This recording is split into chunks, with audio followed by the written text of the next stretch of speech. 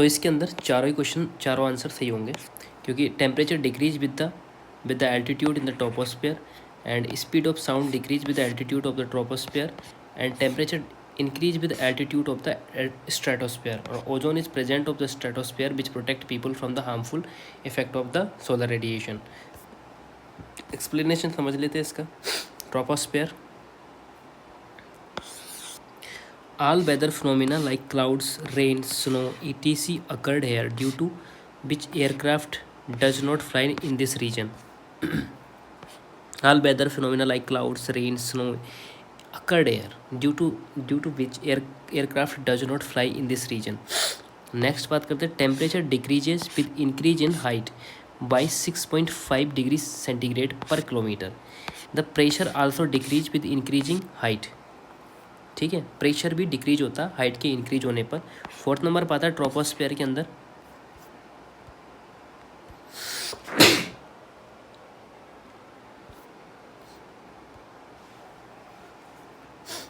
Speed of sound is directly proportional to the temperature, which means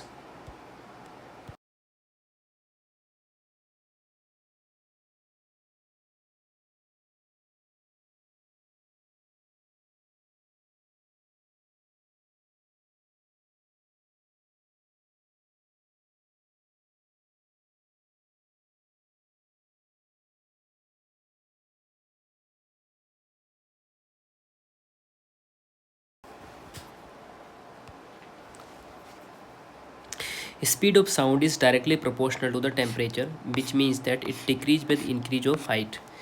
next बात करते हैं stratosphere के बारे में. स्ट्रेटोस्फेयर में क्या होता है, the temperature increase with increase in height.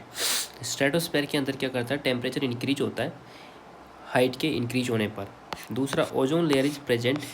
इस स्ट्रेटोस्फेयर के अंदर ओजोन लेयर प्रेजेंट होती हैं जो हार्मफुल यूवी रेज से बचाती हैं, हार्मफुल यूनिफॉर्म रे फ्रॉम सन. ये एब्जॉर्ब करती हैं जो सन से हार्मफुल यूनिफॉर्म रे जाती है उसको. उसके बाद में आता है mesosphere. This temperature again decrease with height, reaching A minimum about -90 degree centigrade. The temperature again decrease with height. Next आता है थर्मोस्फेयर. थर्मोस्फेयर के अंदर temperature increase with the height. जैसे जैसे टेम्परेचर बढ़ता है थर्मोस्फेयर के अंदर टेम्परेचर भी बढ़ता है हाइट बढ़ने के साथ साथ. A thin layer card ionosphere is present in which energetic solar radiation knock out the electron of molecules and atoms, turning into ions with a positive charge. Okay, a thin layer called ionosphere is present in which energetic solar radiation is knock out the electron of molecules and atoms, turning into a ion with a positive charge. इसके बाद में आता है exosphere.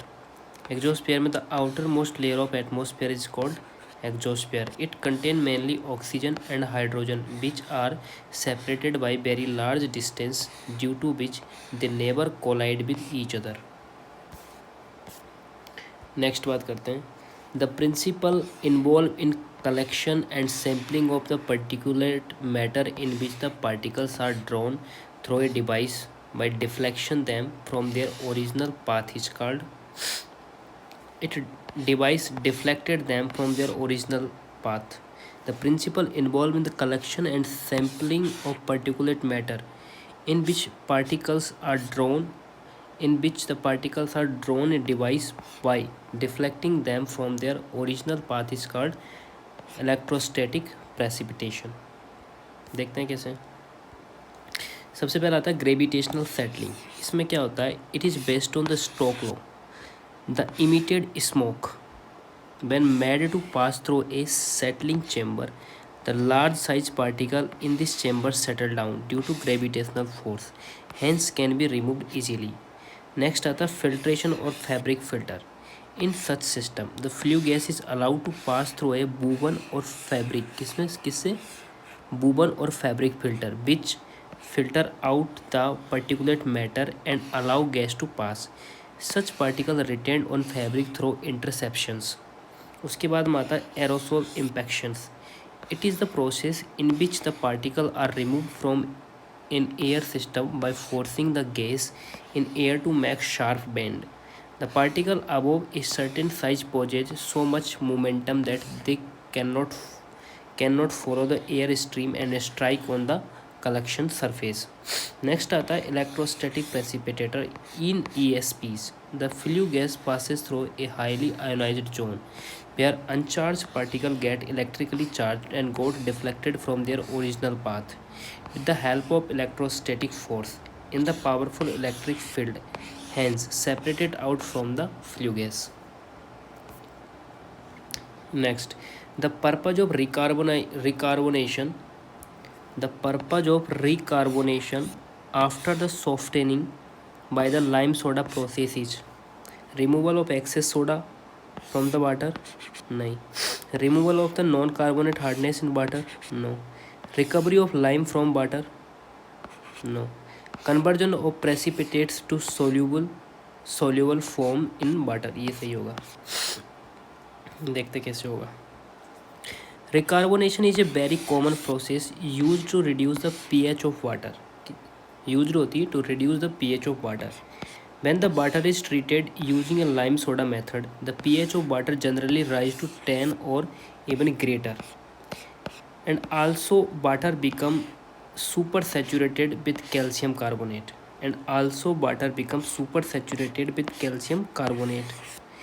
It is very important to reduce the pH and stabilize the water and prevent the water from the deposition of the carbonate scale on filter sand and also its distribution pipes. Hence, the water should be recarbonate by pumping carbon dioxide in water, which is the process of stabilized water by decreasing the pH of water up to 8.7 and converting the precipitate of CaCO3 to soluble form in water.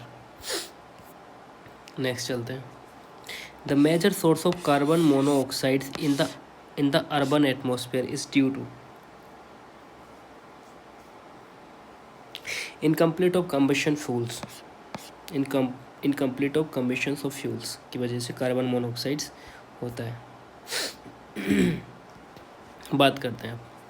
There are two main sources of CO2 in air. First आता है partially burnt of organic material like natural gas, coal और wood. दूसरा vehicular exhausted in incomplete combustion of the fuel. Urban area have high number of automobiles and industries. Hence, they emit very high CO that may be reach up to 60 milligram meter cube, which is against the maximum permissible concentrations of 4 milligram per meter cubes of carbon monoxide as per revised national ambient air quality standard. अब important points के बारे में बात करते हैं. The characteristics of monoxide is colorless, odorless और toxic gas है ये. Color or body turned pink if CO2 is inhaled by any healthy person. शरीर क्या हो जाता है, बॉडी टर्न पिंक हो जाती हैं. This pink colour is due to the presence of carboxy haemoglobin की वजह से. It is not permanent pollutant because certain natural process in atmosphere convert the CO is not certain compound which are harmless. It means that atmosphere can cleared off from CO if no new CO is introduced in atmosphere. It means that atmosphere can cleared off from monoxide if new carbon monoxide is introduced in the atmosphere. Next, the noise value of sound wave depends upon the frequency of the sound wave, the intensity of sound wave and the time exposure of the sound wave. इसमें सही होता है, इसमें सही ये सही नहीं होगा, तो इसका सही आंसर होगा 1 and 2. The frequency of the sound wave and intensity of the sound wave. Explanation देख लेते हैं इसका. Concept: the noise level of sound was depends on the intensity of sound. It is defined as the power carried by the sound wave per unit area in direction perpendicular to that area. And frequency of second आता frequency of sound wave. तीसरा आता time period of the sound wave. तो उधर क्या लिख रखा था फिर, the time exposure of sound wave, नहीं टाइम पीरियड आएगा. The time exposure of the sound will not affect the noise level, rather it will affect the human ears. Sound is a mechanical wave that require a medium to travel. It has all the properties of a mechanical wave. A sound wave A sound wave is the amplitude of the sound wave determine its loudness or volume. A larger amplitude means a louder sound and a smaller amplitude means softer sound. Soundness is measured in terms of decibels and a logarithmic unit of sound intensity. Next चलते हैं. How many kilogram of bleaching powder is need per day of chlorinate 4 mld of water? So then, after 40 minutes of the contact, there are remain residual chlorine is 0.25 milligram per liter. The input water has chlorine demand of 1.25 milligram per liter. The input water has chlorine demand 1.25 and that the bleaching powder has only 25% available chlorine. तो इसका solution देखते हैं. इसका answer आएगा वैसे 24. इसका solution देख लेते हैं. Chlorination. It is the process of adding chlorine or chlorine compounds such as sodium hypochlorite or bleaching powder to water. This method is used to kill certain bacteria and other microbes present in water. In particular, chlorination is used to prevent the spread of waterborne disease such as cholera, dysentery and typhoid. अब यहाँ जो given दे रखा chlorine demand for the water is 1.2 milligram per liter and residual chlorine demand is 0.25 milligram per liter. So total chlorine concentration required कितना होगा 1.25 और 0.25 1.5 milligram पर litre होगा total chlorine concentration required. उसके बाद total water is to be treated. कितना water treat करना 4 mld मतलब 4 into 10⁻6 litre per day. Total chlorine required per day. एक दिन में कितनी क्लोरीन रिक्वायर्ड चाहिए होगी तो आपको टोटल क्लोरीन कंसनट्रेशन और टोटल ट्रीटेड वेस्ट से मल्टीप्लाई कर देना. तो ये हो जाएगा 4 into 10⁻6 into 1.5 6 kg. Now this amount of chlorine is to be produce by bleaching powder which has 25% available chlorine. The bleaching powder required per day कितनी हो जाएगी जो हो जाएगी 6 divide by 0.25 is equals to 24 kg. कैसे this amount of chlorine to be produced by bleaching powder by only 25% available chlorine bleaching powder required per day.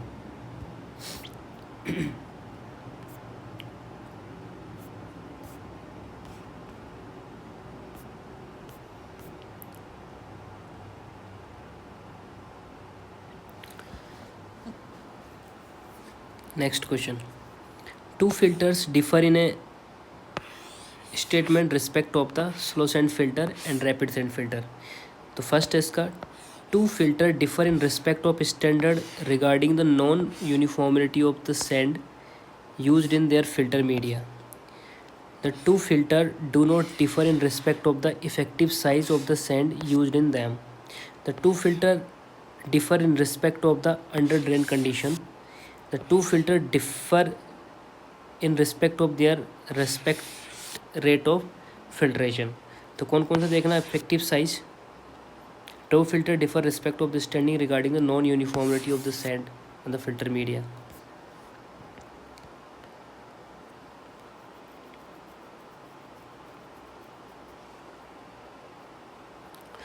सबसे पहले बात करते हैं अंडर ड्रेन कंडीशन की. In slow sand filter the lead in order to receive only filtered water. Generally open joint pipes or drain cover with block is to be used. Lead order to receive filtered water and also pass water for backwashing. Generally the perforated pipe laterals और diffuser plate bottoms are used. तो obviously ये differ होगा कौन सा under drainage system. The two deferred in respect of their respective under drainage conditions. तो ये भी सही होगा इसका. नेक्स्ट बात करते हैं यूनिफॉर्मिटी कोफिशिएंट के बारे में. Uniformity coefficient of filtering sand. तो स्लो सैंड फिल्टर के अंदर तो uniformity coefficient of the filter sand range between 1.8 to 2.3 or 3. 1.8 to 2.3 or 3 are the uniform coefficients of the standard of the filter sand range between 1.2 से लेके 1.8 होती है. ठीक है। तो रैपिड सेंड फिल्टर के अंदर कितनी होती है, 1.2 से 1.8, और ये 1.8 से 2.5 और 3 होती हैं। ठीक है, 1.8 से 2.5 और 3 होती है। तो यूनिफॉर्मिटी कोफिशिएंट फिल्टर ये भी डिफर कर रहा है।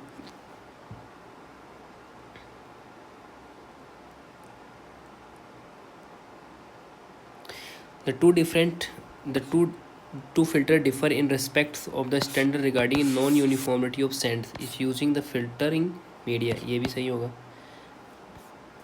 ये तो गलत होना चाहिए भाई, ये सही कैसे होगा।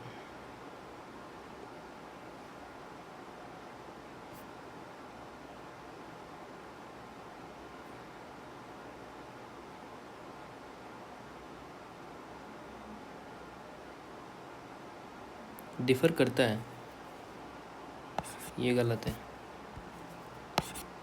ठीक है, डिफर करता है। Two filter do not differ in respect हो, तो भाई इफेक्टिव साइज अलग अलग होती है।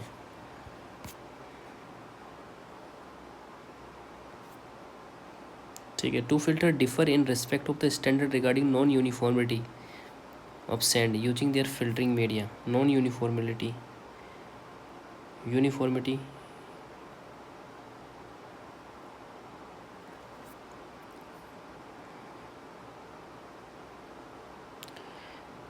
The two differ in respect under drainage condition. हाँ, डिफर करता है। Two filter differ in respect of the rate of filtration. दोनों की रेट ऑफ फिल्ट्रेशन अलग अलग है। इसकी रेट ऑफ फिल्ट्रेशन अलग है, इसकी अलग है। फ्लोसेंट 100 से 200 होती हैं और इसकी 3000 से लेकर 6000 litre per hour square metre में होती हैं। ठीक है, तो ये भी डिफर करेगा। तो ऑब्वियसली ये सही होगा, ये 134 ऑप्शन नंबर 4 होगा इसके अंदर।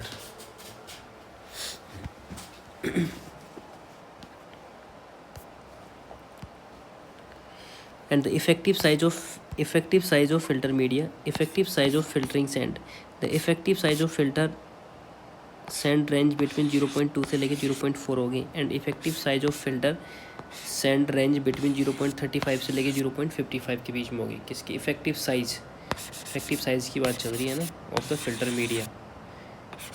मीडिया सैंड की जो इफेक्टिव साइज़ है ना, वो 0.2 से लेके 0.4 तक किसके अंदर, फ्लो सैंड के अंदर, और यहाँ 0.35 से लेके 0.55 किसमें, रैपिड सैंड फिल्टर में। और यूनिफॉर्मिटी कोफिशिएंट में इतना हो जाएगा। अंडर ड्रेन कंडीशन के अंदर laid on the receive only filtered water के लिए, ये रिसीव फिल्टर्ड वाटर के लिए, और also water for back washing के लिए भी है इसमें, है ना। तो इसमें बैक वाशिंग नहीं है। और ये unjointed pipe drain cover with the block is used. Generally perforated pipe laterals और diffuse plate bottoms are use होती है। नेक्स्ट चलते हैं।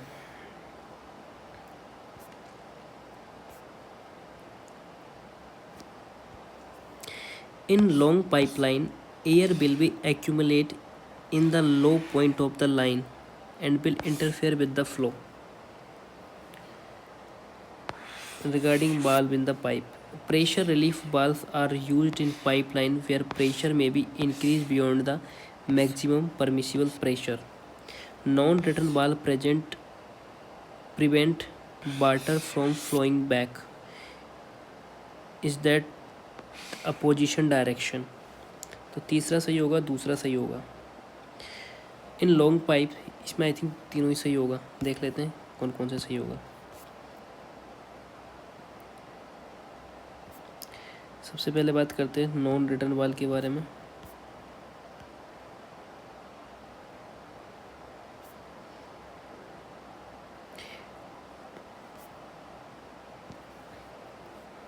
तो पहला सही होगा।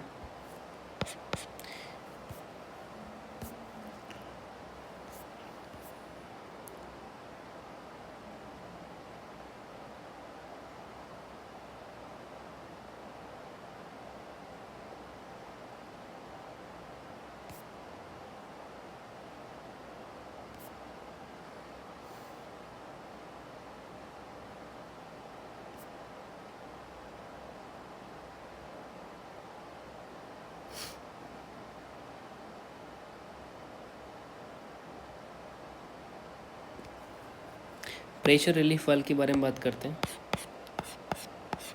Relief बाल्ब, safety बाल्ब, pressure relief बाल्ब and cut off बाल्ब, ये सारे नाम इसी के ही हैं। These बाल्ब protect the pipeline from the bursting when the pressure of the बाल्ब when the pressure of the water supply exceed the permissible pressure to water hammer phenomena, then the valve is opened automatically and the excessive pressure is released instantaneously। तो इसमें क्या लिख रखा है, इसमें लिख रखा है pressure relief valves are used in pipeline where the pressure may increase beyond the maximum permissible limit, तो ये भी सही होगा। Pressure two in long pipeline air will be accumulate in the low point of the line will interfere with the flow. In long pipeline air will accumulate in the low point, ये भी सही होगा। 1 2 3 सही होंगे इसमें।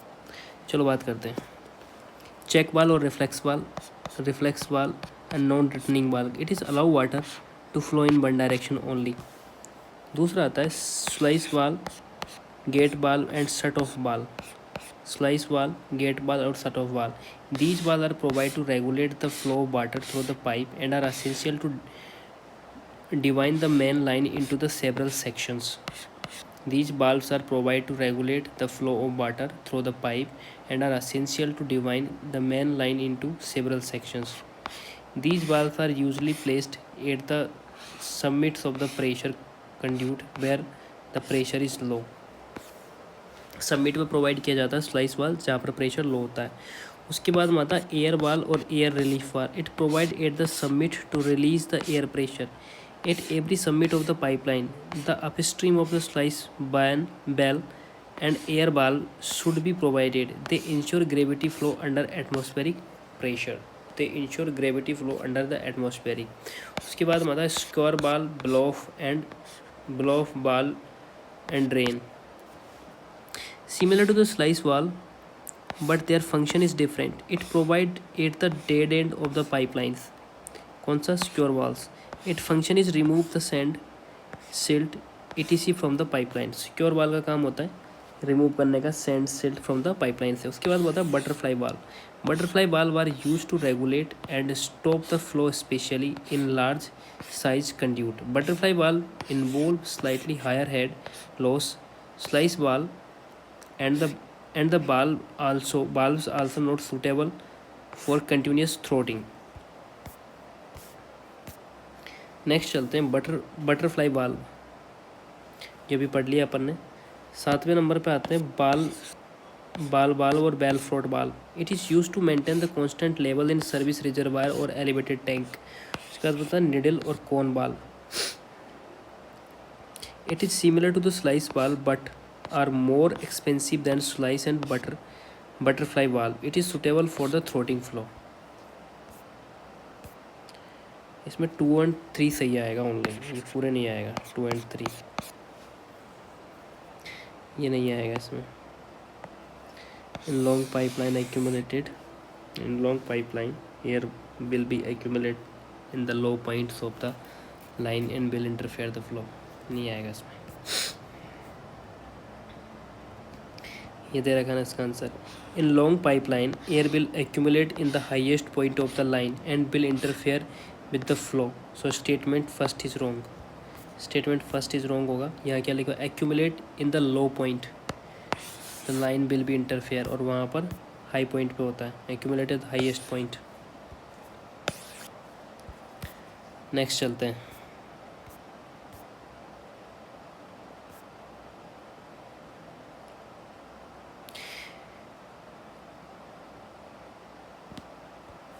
which one following compound nitrogen when excessive amounts in water that contribute to the illness known as infant methemoglobinemia, that is nitrate.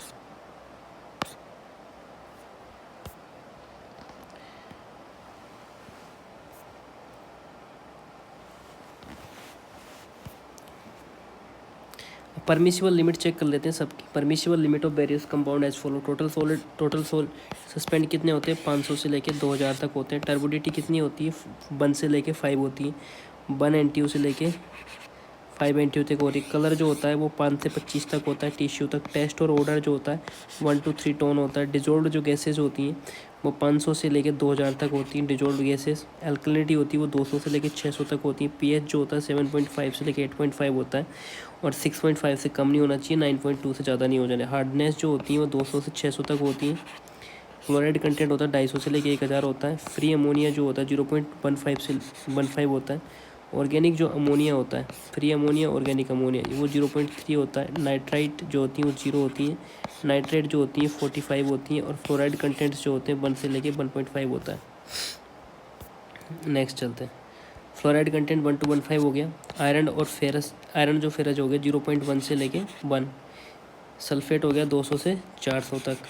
Calcium कितना हो गया 75 से 200 तक। Nitrates is harmful to infect and causes of the methemoglobinemia and blue baby disease. Fluoride and fluorine deficiencies disorder that may cause increased dental caries is the breakdown of the dental tissues by the acidic produced released by bacterial fragmentations of the dentistry carbohydrates. Next बात करते हैं। Consider the following statement regarding removal of impurities from the water. Consider following statement regarding removal of impurities from water.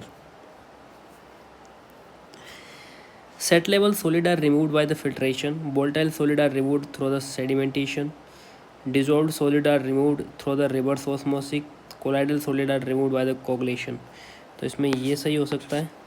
Set level solid are removed by the filtration बिल्कुल नहीं हो सकती। Volatile solid are removed by the 2 और 4।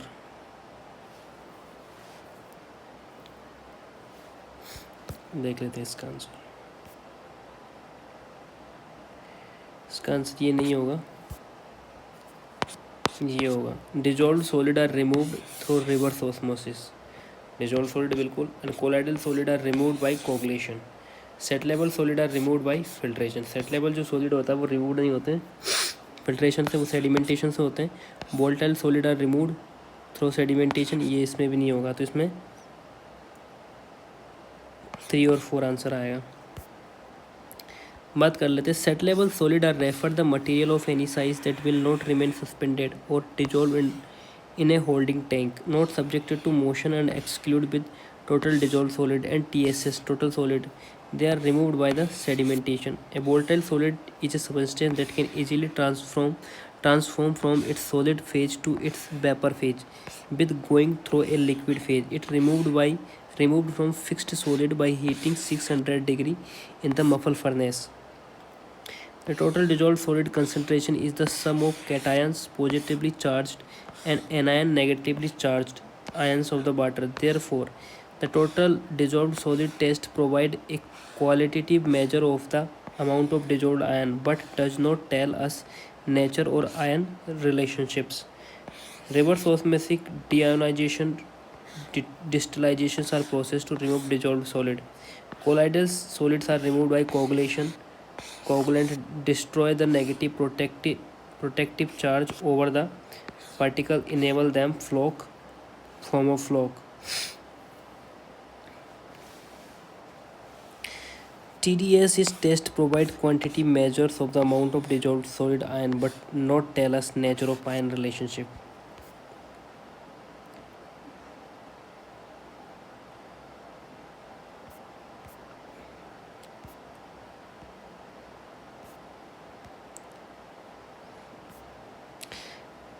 Next पढ़ते हैं। The demand of water 150 litre hectare per day in A city 1 lakh population. The factor of safety is taken as 1.5. Detention time is 4 hours. Overflow rate is 2000 liter per day meter square. The rate of 3 meter deep plain sedimentation tank as per surface loading. Consideration will be देखते हैं क्या होगा। Surface overflow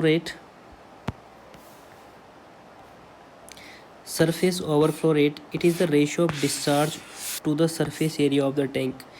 Rate of flow water and surface area. Rate of flow of water to surface area. Overflow ratio कितना है, 12,000 से लेके 18,000 litre metre square per day for plain sedimentation tank.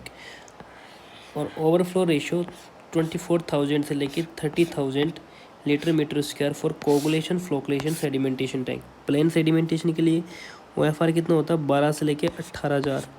और sedimentation tank के अंदर coagulation flocculation with sedimentation tank के लिए कितना होता है, 24,000 से लेके 30,000 तक rate of flow of water, है ना। तो अब बात करते हैं क्या दे रखा है, डिमांड ऑफ वाटर क्यू कितना दे रखा है, 150 लीटर पर डे पर head per day. Population of city कितनी दे रखी है, 10⁵। फैक्टर ऑफ सेफ्टी कितना, 1.5। डिटेंशन पीरियड कितना, 4। ओवरफ्लो रेट कितना दे रखा, 20,000 लीटर पर डे पर डे मीटर स्क्वायर और 20 metre cube per day metre square. Depth of tank कितनी दे रखी, 3 metre for plain sedimentation tank. The average amount of water Q average कैसे निकालना है, 150 इंटू 10⁵। पॉपुलेशन से मल्टीप्लाई कर देंगे तो कितना आ जाएगा, 15,000 मीटर क्यूब पर डे। अब मैक्सिमम और peak amount of water requirement, Q peak कैसे निकालना, इसको निकालना 1.5 से मल्टीप्लाई करना इसको, और आ जाएगा अपना 2.25 मीटर क्यूब पर डे। और एरिया ऑफ सेडिमेंटेशन कैसे निकालना है, Q peak divide by OFR। तो ओवरफ्लो रेट कितनी आई थी अपने पास में, 20। 22,500 को डिवाइड कर दिया 20 से तो 1125 आ गया। We have used peak demand because sedimentation tank are use to design for peak water demand. If the factor of safety was not given we have to assume 1.5। ठीक है, तो ओवरफ्लो रेट कितनी लेनी थी अपन को, तो ये रखी थी, यहाँ से 20 ले लेंगे। 3 मीटर इसकी डीप डेप्थ दे रखी है। ठीक है, अब नेक्स्ट चलते हैं।